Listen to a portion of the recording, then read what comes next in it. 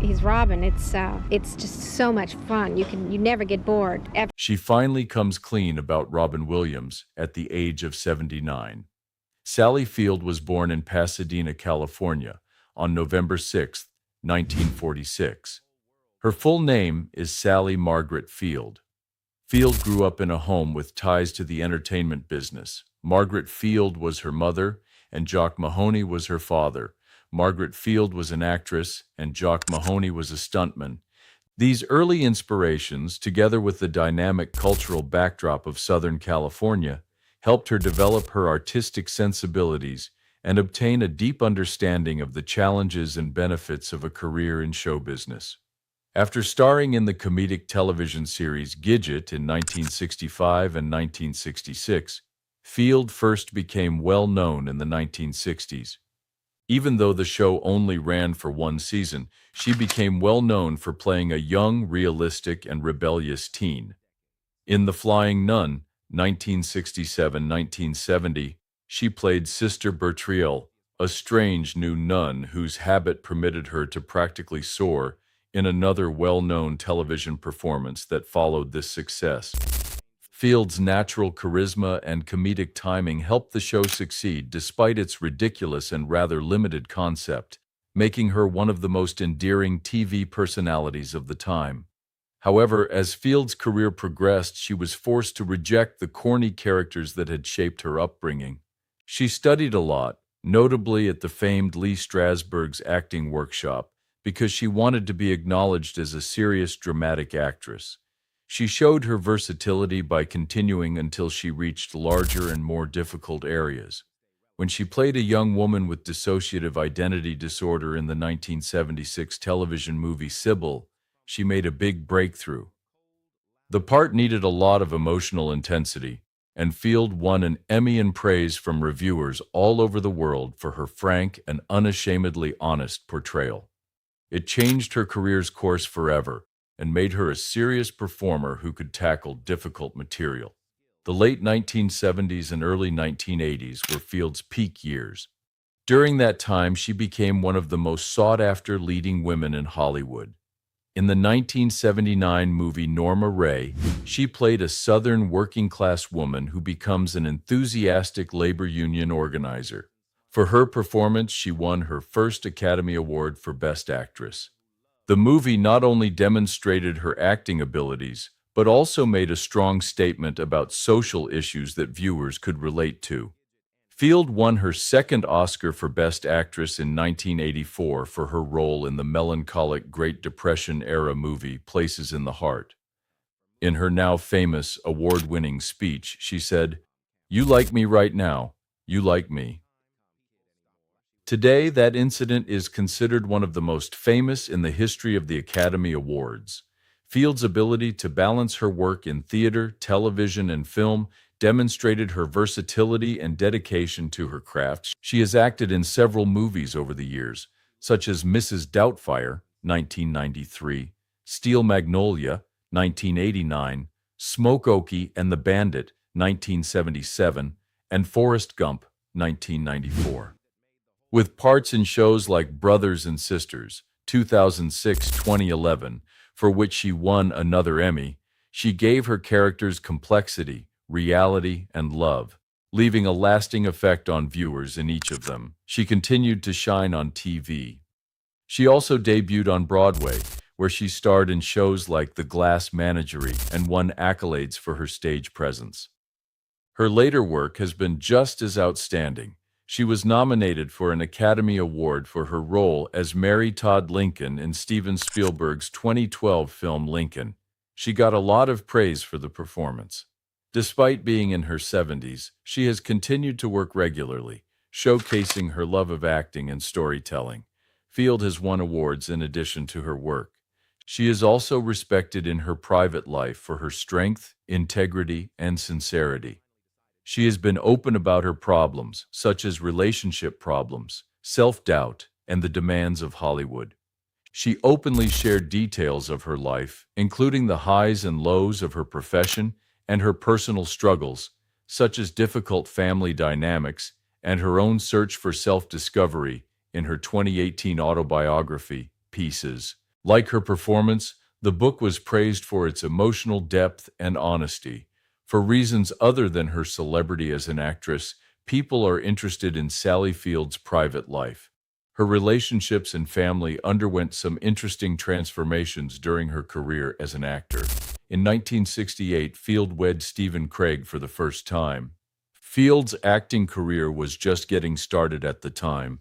She gained national recognition for her role in The Flying Nun after receiving her big break in Gig. Her marriage to Craig gave her stability as she made her way through the hectic world of Hollywood. Field cherished their time together because it was during this period that she gave birth to her first child, despite their relationship problems, which led to their separation in 1973 and subsequent divorce in 1975. Both of their boys, who both succeeded in artistic industries, were greatly influenced by their mother. Their first child, Craig, was born in 1969. Peter's desire to become a writer and screenwriter as an adult was stoked by the stories and films he was exposed to as a child. Hollywood has taken notice of his work because he has written or contributed to well-known movies, including Top Gun: Maverick, The Town, and 12 Strong. Eli Craig, their second son, was born in 1972. He loved movies, but he was more interested in acting and directing. Eli is renowned for his work as an actor and filmmaker. One of his best-known films is the cult classic horror comedy Tucker and Dale vs. Satan. Not good. Being a mother has always been an important part of Field's identity. She often juggled the demands of Hollywood with her dedication to raising Peter and Eli and ensuring they had as normal a childhood as possible, even though she was in the spotlight. After her marriage to Craig ended in divorce, Field's personal life drastically changed when she started dating actor Burt Reynolds in 1976. People were immediately interested in their relationship because they were one of the most famous couples in Hollywood in the late 1970s and early 1980s. Reynolds and Field worked together on a personal and professional level. The End, 1978, Smoke Okie and the Bandit, 1977, Smoke Okie and the Bandit 2, 1980, and the action comedy Hooper were the four movies in which they acted together. Their on-screen chemistry matched their real-life passion, making them one of the most talked-about couples in movies and magazines. However, like many relationships in Hollywood, theirs was difficult. Their frantic personalities and the expectations of notoriety created conflict despite their deep love for one another. In 1980, their 4-year partnership came to an end. They continued to date occasionally until 1982, when they stopped their relationship for good, although their love for one another remained strong. Eventually, Reynolds expressed his feelings for Field, often calling her the one that got away. Field's romance ended, but it was an important and pivotal time in her life that shaped both her professional and personal paths. Field took another move toward motherhood in 1984 when he wed film director Alan Griezmann. A new chapter in her life began with this marriage. In 1987, Samuel Sam Griezmann, their son, was born. Unlike his older half-bros, Sam has mostly worked outside of Hollywood. Although he has done some writing and directing, he has mostly stayed out of the spotlight. Field has frequently publicly supported Sam and expressed pride in him, especially after he came out as gay. Field has become an advocate for LGBTQ+ rights because she is so close to her children. Despite their best efforts to maintain their marriage, Field and Griezmann separated in 1994. The breakup was challenging, but it brought to light a recurrent theme in Field's life: her fortitude and the manner she manages to reconcile personal problems with her ongoing career success. Sally Field has shown that her personal life is just as complicated and full as the character she has portrayed on screen through her marriages, romances, and time spent as a mother. Every phase of her life, from her early years with Stephen Craig to her brief romance with Burt Reynolds to her marriage to Alan Griezmann, shaped her not only as an actress but also as a mother of three sons who each exhibit her strength and creativity in their own special ways. She also experienced love, loss, and happiness. Sally Field, who is 78 years old, has had an interesting and lengthy life.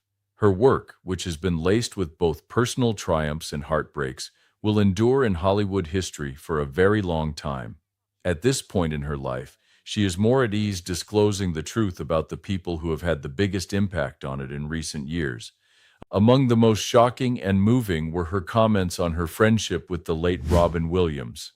Both on and off screen, Williams was a renowned comedian and actor who left a lasting impression on generations of people. In her own words, Field said that her feelings for Williams were incredibly confused. It wasn't a relationship, but I really loved him. She went on to say that the overlap between their personal and professional lives made it more complicated than that. They initially met on the production of the popular 1993 movie Mrs. Doubtfire. Miranda Hillard, Williams' ex-wife, was played by Field. They were clearly a perfect fit for the millions of viewers. They fought each other. They talked. In spite of everything, there appeared to be a love that was almost too real to be imagined. Field admitted that her relationship with Williams wasn't a front. Instead, it showed how close they were at the time. Field did admit, though, that she felt sad and regretful about what she had done. He reacted with, "I miss him very much, but I also know that I didn't always say the things I should have said when he was alive." Field has been more open in recent years about her fragility and the guilt that comes with losing a loved one too young. She had a unique bond with Robin Williams, who was not only her co-star but also a friend, despite the fact that their relationship wasn't the traditional love story that many would assume. She remembered that working with Williams was like traveling to another world. Everyone on set might have gasped for air from his lightning-fast intellect, which was full of jokes, ideas, and bursts of energy. Field said it was fun to be worn out by Robin. He would make you laugh till your stomach ached.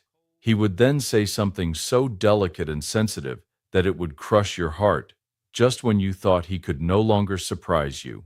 She saw that it was Williams himself, the poet and the clown, the wind and the silence, all combined into one individual. Field asserted that even though Williams was happy, she was naturally protective of him since she could always tell he was hurting. She went on, "I could see the sadness even when he was making everyone laugh. He wore it as if it were a shadow that never really left him." Field laments not making a greater effort and reaching out more to make things simpler, given the wisdom and experience that come with growing older. She wondered if he ever realized how much everyone loved and valued him, especially those closest to him. The thought of Williams made her feel both thankful and sad. "I feel so fortunate to have met him," she remarked quietly. "He was smarter than that. His heart was very similar to ours.